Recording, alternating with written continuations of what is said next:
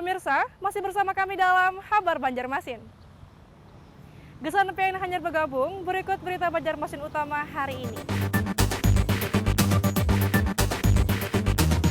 Terduga pelaku pembunuhan terhadap wanita yang ditemukan tewas bersimbah darah pada Senin 28 Desember 2020 lalu di kamar salah satu hotel di Banjarmasin akhirnya berhasil ditangkap.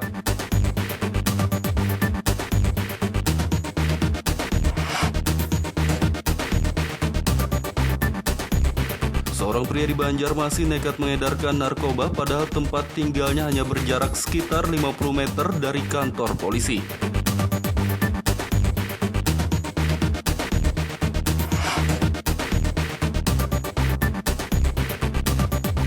Akibat aktivitas penambangan tanpa izin atau peti di Desa Remo, Kecamatan Paramasan, Kabupaten Banjar, diduga membuat lingkungan di sekitarnya menjadi tercemar.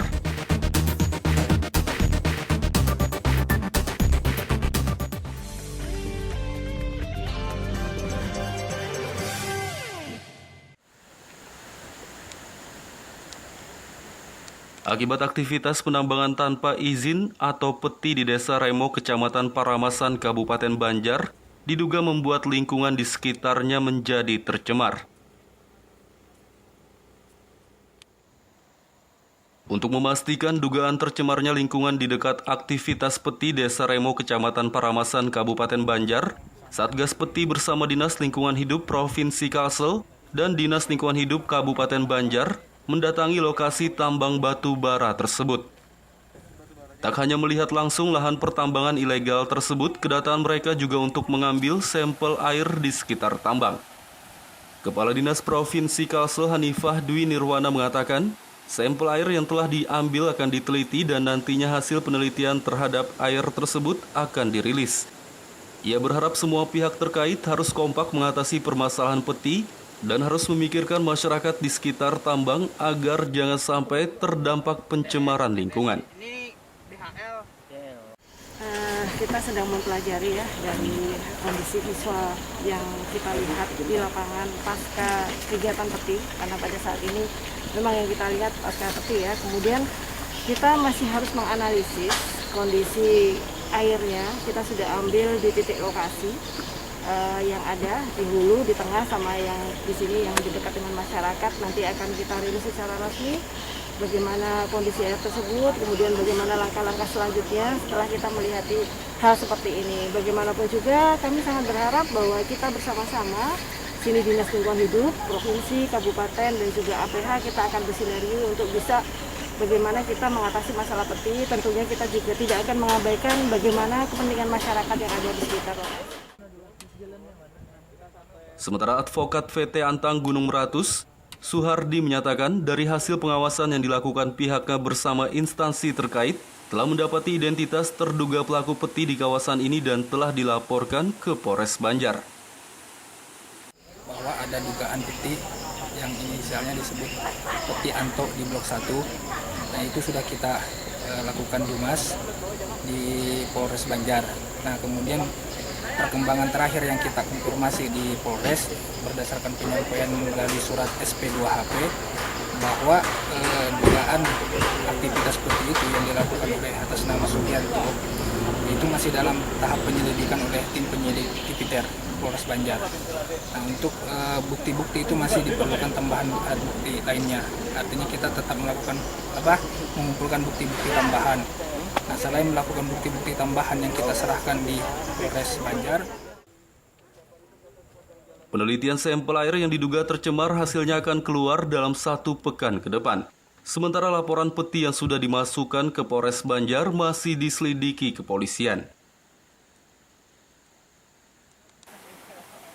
Dari Kabupaten Banjar, Muhammad Lutfi Darlan dan Fahmi melaporkan.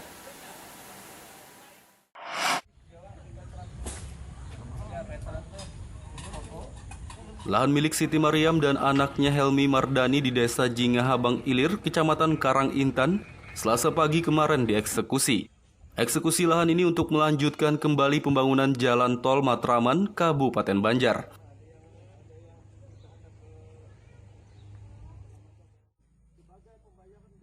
Eksekusi lahan dilakukan oleh Pengadilan Negeri Martapura kelas 1 dengan dikawal puluhan aparat polisi.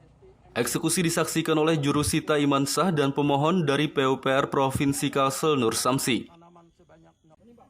Eksekusi dimulai dengan pembacaan perintah eksekusi yang ditandatangani Ketua Pengadilan Negeri Martapura Makmurin Kusuma Astuti oleh Panitra Bahrudin. Lahan yang dieksekusi milik Siti Mariam seluas 3.001 meter persegi dan milik anaknya Helmi Mardani seluas 340 meter persegi. Eksekusi dilakukan oleh aparat kepolisian dengan melepaskan portal yang dipasang oleh pemilik lahan. Panitera Pengadilan Negeri Martapura Bahrudin mengatakan, eksekusi ini berlangsung sesuai dengan perundang-undangan dan pemerintah telah menitipkan uang ganti rugi sebesar 650 juta rupiah di Pengadilan Negeri Martapura, namun pemilik tanah tidak mau menerima dengan nilai tersebut. Termohon untuk menyerahkan atau mengambil uang yang dititipkan di Pengadilan Negeri Martapura, karena titipan adalah berupa konsinyasi. Itu. Jadi sesuai dengan perintah dari Ketua Pengadilan Negeri Martapura berupa penetapan, akhirnya pada hari ini kami melaksanakan pelaksanaan eksekusi ada 2 bidang, yaitu nomor 4 dan nomor 5. Ternyata di dalam kami pelaksanaan eksekusi sesuai dengan dokumen yang ada, hak kepemilikan itu ada pohon, ada sekian batang.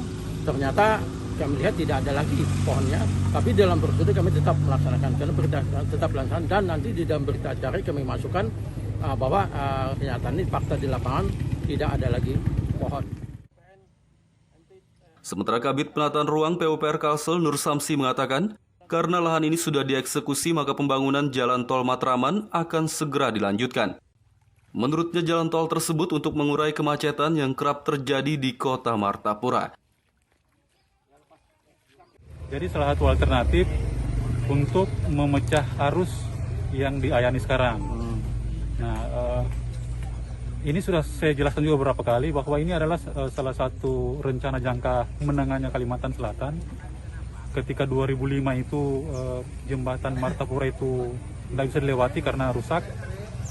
Itu ada 3 rencana sebenarnya. Jangka pendeknya itu jembatan di sampingnya, jembatan besi yang di sampingnya itu sudah dilaksanakan. Kemudian jangka menengahnya yang ini sebenarnya harusnya di 2007 ini sudah berfungsi. Tapi karena ada masalah ini sampai sekarang belum bisa. Saat eksekusi, pihak pemilik lahan yakni Helmi Mardani dan ibunya Siti Mariam tidak hadir di lokasi. Dari Kabupaten Banjar, Muhammad Lutfi Darlan dan Fahmi melaporkan.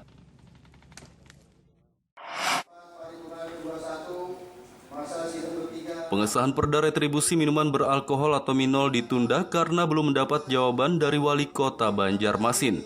Sehingga untuk sementara penertiban yang dilakukan Satpol PP akan mengacu pada Perda lama.